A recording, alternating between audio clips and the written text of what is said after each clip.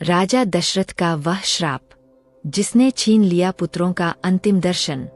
क्या आपने कभी सोचा है, एक महान राजा जो पूरी अयोध्या का स्वामी था, वह अपने अंतिम समय में अपने ही पुत्र का चेहरा क्यों नहीं देख सका? क्या था वह श्राप जिसने छीन लिया दशरथ से उनका सबसे बड़ा सहारा? आज आपको सुनाने जा रहा हूँ वह कहानी जिसने पूरी रामायण की दिशा बदल दी। सोचिए, एक पिता अपने बेटे का नाम पुकार रहा है, राम राम, लेकिन बेटा पास नहीं है और उसी पुकार के साथ वह पिता दुनिया छोड़ देता है।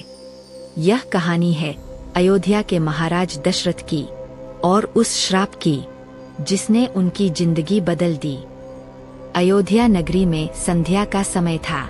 अयोध्या के राजा दशरथ अपने महल में बैठे थे। वे महान धनुर्धर थे और शब्दभेदी बाण चलाने में निपुण थे। उस दिन उनके मन में शिकार पर जाने की इच्छा जागी। उन्होंने अपने सारथी से कहा, आज मैं अकेला ही वन में जाऊंगा। वन में रात उतर चुकी थी, चारों ओर सन्नाटा था। सरयू नदी के किनारे अंधेरा गहराने लगा। उसी वन मार्ग से एक युवक गुजर रहा था। वह था श्रवण कुमार। श्रवण कुमार अपने अंधे माता पिता को तीर्थ यात्रा करा रहे थे। उन्होंने एक मजबूत बांस के डंडे के दोनों सिरों पर टोकरी बांधी हुई थी। एक टोकरी में माता, दूसरी में पिता बैठे थे। वह उस डंडे को अपने कंधों पर रखकर धीरे धीरे यात्रा कर रहे थे। जब वे सरयू नदी के पास पहुँचे तो माता पिता को प्यास लगी। श्रवण ने क्या किया? पहले सावधानी से दोनों को कंधों से उतारा, उन्हें पैर के नीचे सुरक्षित बैठाया। फिर घड़ा लेकर नदी किनारे पानी भरने गए। राजा दशरथ ने अचानक पानी भरने की आवाज सुनी, छप छप। उन्हें लगा कोई जंगली हाथी पानी पी रहा है। उन्होंने बिना देखे केवल आवाज के आधार पर शब्दभेदी बाण चला दिया। तीर चल चुका था, लेकिन अगले ही क्षण एक करुण चीख गूंजी, आह! मैं मर गया। राजा दशरथ का हृदय कांप उठा। दशरथ दौड़ते हुए उस स्थान पर पहुँचे। वहाँ कोई हाथी नहीं था। वहाँ एक युवा तपस्वी बालक तड़प रहा था। वह था श्रवण कुमार।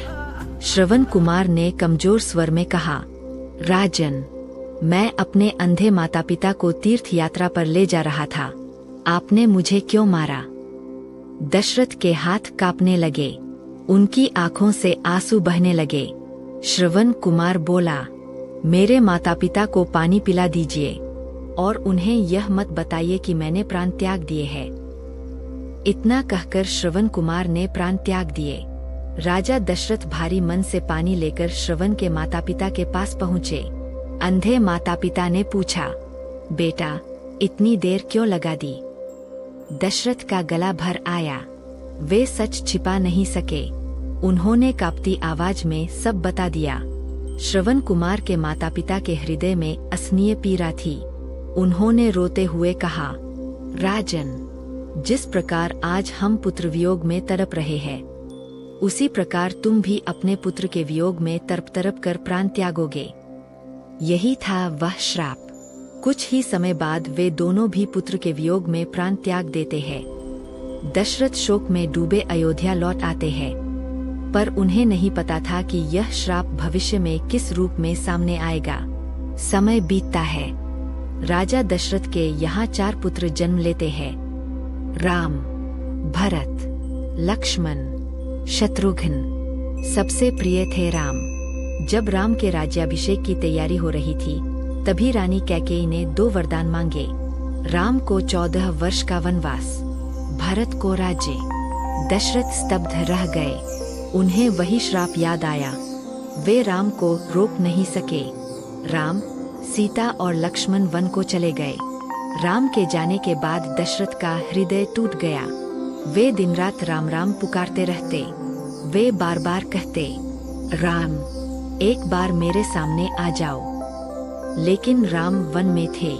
श्रवण के माता पिता का श्राप सत्य हो चुका था। पुत्र वियोग की पीड़ा में तड़पते हुए राम का नाम लेते लेते राजा दशरथ ने प्राण त्याग दिए।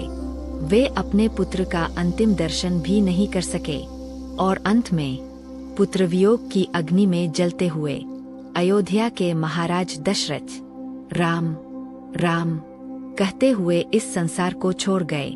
वह श्राप जो वर्षों पहले एक अंधे माता पिता के आंसुओं से निकला था, आज सच हो चुका था। दोस्तों, यही है कर्म का नियम। अनजाने में किया गया कर्म भी समय आने पर फल अवश्य देता है। जय श्री राम। इस कहानी से हमें क्या सीख मिलती है कि शक्ति हो, पद हो, साम्राज्य हो, लेकिन कर्म से कोई नहीं बच सकता। एक शब्द भेदी बाण और उसका परिणाम वर्षों बाद।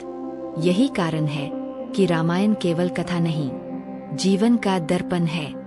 अगर आपको यह कहानी अच्छी लगी हो तो वीडियो को लाइक करें, शेयर करें और कमेंट में लिखें जय श्री राम। लेकिन कहानी यहीं खत्म नहीं होती।